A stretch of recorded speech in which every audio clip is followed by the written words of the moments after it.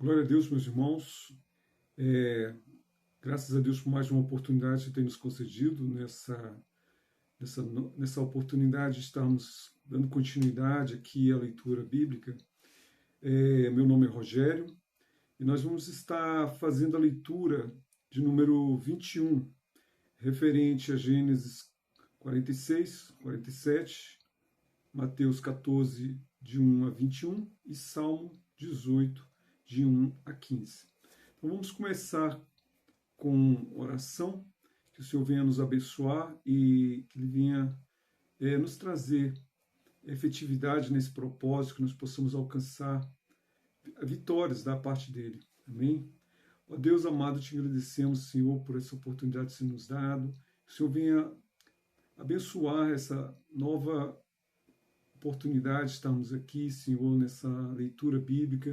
Que o Senhor venha nos iluminar, que o Senhor venha trazer-nos a tua graça, a tua bênção, a tua bondade em nossas vidas. Pai, te agradecemos, te louvamos no nome de Jesus. Amém, irmãos? Eu fico muito satisfeito de estar podendo trabalhar esse texto de Gênesis 46 e 47. Aqui a história de Jacó volta a tomar protagonismo novamente em Gênesis.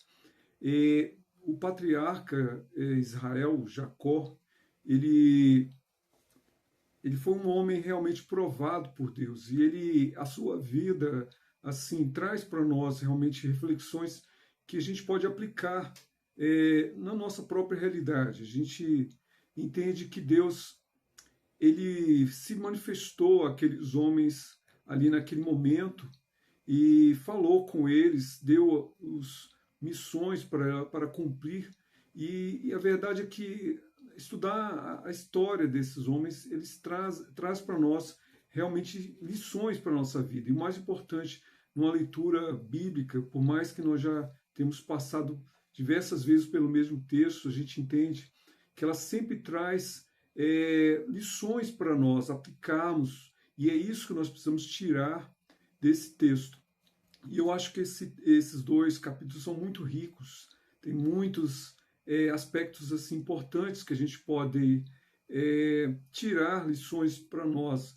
E eu quero realmente focar exatamente nessa realidade de Jacó, que para mim realmente é fundamental para a gente entender o Deus que chamou esses patriarcas, mas é o mesmo Deus que nós servimos hoje, o mesmo Deus que eles conheceram ali em Canaã e tiveram suas vidas transformadas. Esse é o mesmo Deus que está agindo conosco nesse presente tempo. E eu quero trazer, em cima da história de Jacó, uma reflexão sobre a pessoa de Deus, a maneira como Deus age em nossas vidas. Eu vejo assim, como Jacó ele foi muito provado, passou por diversas situações extremas na sua vida, e muitas vezes a gente pensa assim que Deus se escondeu, Deus não está vendo o que a gente está passando, e muitas vezes, olhando, por exemplo, a história de Jacó, a gente vai ver que ele passou coisas muito parecidas, e às vezes Deus esperou momentos, demorou a nosso ver que Deus poderia ter aliviado a dor, a dificuldade que aquela pessoa passou, mas Deus sabe com quem Ele está tratando, Ele sabe por que Ele está prolongando um pouco a sua resposta. E muitas vezes nós vivemos coisas parecidas com essa. Então a gente pode tirar dessa lição sobre a vida de Jacó e trazer para nós também. Então, assim, essa história aqui no capítulo 46 a 47 fala sobre a revelação, sobre a realidade que José estava vivendo ali no Egito.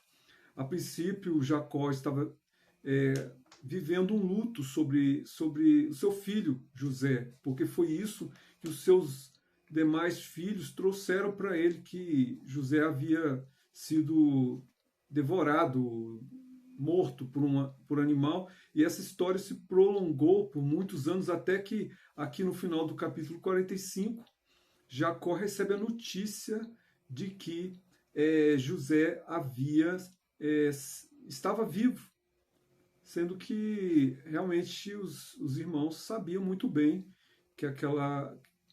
que ele não tinha morrido, ele foi vendido, mas Jacó ainda estava vivendo esse luto. E nesse momento ele recebeu a notícia e também de que José era o governador ali do Egito. E lá no capítulo 46, já no início do 46, Deus fala com Jacó que ele não deveria temer descer ao Egito para assim se encontrar com José ali. E esse texto está bem aqui no capítulo 46, versículo 2. E falou Deus a Israel em visões de noite, e disse: Jacó, Jacó. E ele disse: Eis-me aqui. No 3. E disse: Eu sou Deus, o Deus de teu pai. Não temas descer ao Egito, porque eu te farei ali uma grande nação. E descerei contigo ao Egito, e certamente te farei tornar a subir. E José porá a sua mão sobre os teus olhos. A reflexão que eu tenho sobre esse texto é porque Deus permitiu Jacó passar tanto tempo esse luto, sendo que os seus filhos sabiam da história real, que José foi vendido, não estava morto. E o próprio Deus também não revelou. Mas já aqui, no momento que as coisas já se desenrolaram, José já tinha se revelado aos seus irmãos, e agora que Deus resolveu falar com ele para trazê-lo, para trazer para ele confiança sobre a descida ao Egito, que era algo que Deus havia preparado desde o princípio. E a gente vê assim que muitas vezes a gente pensa que Deus está demorando a dar a sua resposta, que Deus está, às vezes até não está se importando com a dor. E Jacó ali era um homem de 130 anos, que já tinha passado por diversas situações que já foram abordadas nos capítulos anteriores, e mais esse momento ele viveu um luto de muitos anos até que a notícia veio e ele pôde, só depois disso, ouvir a voz de Deus, trazendo a ele novas orientações. E a gente pensa assim, só agora que já está tudo desenrolado, que Deus realmente vem trazer esse comunicado para ele, mas o que a gente vê é que Deus tem preparado o melhor. Então Jacó foi provado em diversas situações, e essa também foi muito difícil para ele, mas Deus esperou o momento certo, e a própria palavra diz que Jacó, né, ele foi revigorado na sua vida, porque essa notícia de que José estava vivo trouxe para ele um novo revigoramento. E não só isso, Deus ainda tinha algo melhor, porque ele estava vivendo ali um momento já de bastante debilidade com a sua idade, e ali uma seca terrível estava se desenrolando naquela região e mundo afora, e era também algo que Deus já tinha provido para ele, que o próprio José era o governador do Egito, e ele ia cuidar dele ali, não só de Jacó, como todos os seus filhos, netos e toda a sua parentela ali no Egito. E não só isso, no momento de escassez, Deus ainda colocou Jacó e todos os seus filhos na melhor localização, no local a terra de Gósen, em que eles estariam sendo providos no momento em que o mundo estava passando por grande seca, grande aflição. Então a gente pensa sim que muitas vezes nós estamos passando por situações adversas, mas Deus sabe o porquê que Ele nos permite que passemos por isso. E no caso, Jacó viu que a sua esperança não foi frustrada. Deus tinha tudo preparado, e no momento certo, Deus proveu para ele a resposta que ele precisava.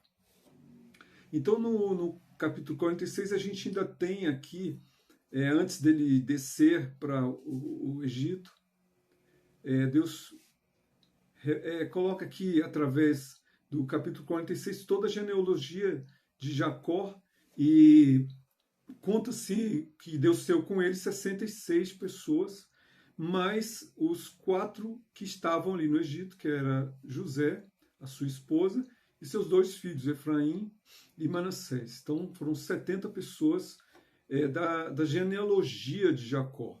Então essas pessoas foram providas ali na melhor localização do Egito, enquanto o mundo estava em crise, né? E ali Jacó, ele desce para o Egito, e ali ele se encontra com José, e foi realmente algo que trouxe para Jacó uma grande alegria, não só para ele, como para seu filho José, que estava ali há tanto tempo vivendo naquela terra separada da sua família, vivendo uma nova realidade distante de toda a sua história. Mas Deus, ele estava mostrando para ele que tudo, apesar das aflições, Deus tinha preparado aquele momento, todo aquele tempo de aflição, para que a geração do povo de Israel fosse beneficiada agora, para que ela pudesse se estruturar como uma nação, e depois, futuramente, 430 anos depois, eles sairiam dali e viriam se compor como uma nação realmente com seu território e leis e tudo que dizia respeito a uma nação plena e completa, né? Então, aqui no capítulo 47 de Gênesis, a gente tem o estabelecimento da família de Jacó no Egito, que nós já falamos que ele foi colocado ali na terra, no território ali de Gósen, e ali eles foram providos enquanto a fome assolava toda a nação do Egito. E essa fome foi tão severa que realmente os egípcios tiveram que, a princípio, compraram o trigo que foi armazenado, mas, dado o momento, eles já tiveram que usar também os seus rebanhos, e quando tudo acabou, eles se tornaram também servos, escravos do próprio Faraó, e todas as suas terras foram vendidas, e eles passaram a ser propriedade de Faraó, assim como suas terras, e eles davam parte de tudo que eles produziam, porque tudo agora foi comprado para Faraó. E no final aqui do capítulo 47, nós temos a morte, assim, não a morte agora, mas José, ele próximo dessa morte de Jacó, ele vai falar com seu pai, Jacó, e Jacó pede que José não deixe que ele seja enterrado ali no Egito, mas que ele leve seus ossos, seu corpo, depois de sua morte, para ser sepultado no mesmo jazigo onde seus antepassados foram enterrados, né? E então essa história realmente ainda vai ter um desfecho, ainda alguns capítulos aqui de Gênesis. Nós vamos passar para Mateus 14, de 1 a 21. Nós temos aqui no livro de Mateus um relato sobre a morte de João Batista. João Batista, ele havia corajosamente questionado Herodes por ele estar tomando a mulher de seu irmão Filipe, né? E com isso a ira de Herodes, assim como de Herodias, levou que João Batista foi encarcerado, e posteriormente, a pedido de Herodias, quando sua filha dançou diante do rei Herodes, ela pediu a cabeça de João Batista, que foi degolado no cárcere. E seus discípulos vieram então e o sepultaram. Essa notícia chegou aos ouvidos de Jesus e ali, num dado momento, Jesus se retirou para um lugar deserto e ali se juntou uma grande multidão. E passado alguns dias, aquela multidão com Jesus, eles não tinham mais do que comer. E Jesus mostra uma grande lição para os seus discípulos sobre a provisão que eles deveriam dar às pessoas. Então Jesus pega ali apenas, tomou 5 pães e 2 peixes, que era o que restava ali, e disso ele fez uma grande multiplicação. Eu vou ler aqui o texto que fica mais claro. Então, Mateus 14, versículo 19 a 21 diz: E tendo mandado que a multidão se assentasse sobre a erva, tomou os 5 pães e os 2 peixes, e erguendo os olhos ao céu, os abençoou, e partindo os pães, deu-os aos discípulos, e os discípulos à multidão. E comeram todos e saciaram-se, e levantaram dos pedaços que sobrejaram 12 cestos cheios, e os que comeram foram quase 5.000 homens, além das mulheres e crianças. Então, aqui foi a multiplicação dos pães, foi algo realmente marcante no ministério de Jesus. Ali as pessoas ficaram realmente abismadas com aquele milagre. Até no livro de João, ele vai falar que eles quiseram até transformá-lo em rei, dado a relevância desse milagre. Então, aqui no Salmos 18, nós vamos estar lendo apenas do 1 ao 15. Então, ele é um salmo de gratidão, escrito por Davi. Ele fala, é uma declaração de amor, de confiança, e Davi declarando seu amor a Deus, clamando, chamando de rocha, fortaleza, libertador, escudo e salvação. Então, do versículo 14 a 19, a gente vai ver o clamor na angústia. Então, o salmista descreve a angústia da morte como, ao clamar, Deus interveio de forma grandiosa, mostrando através de terremotos, raios, tirando das muitas águas. Então, louvo a Deus por essa oportunidade, que o Senhor venha nos abençoar e nos fortalecer e abençoar toda a nossa família, nossa casa, nessa semana que se inicia. Amém?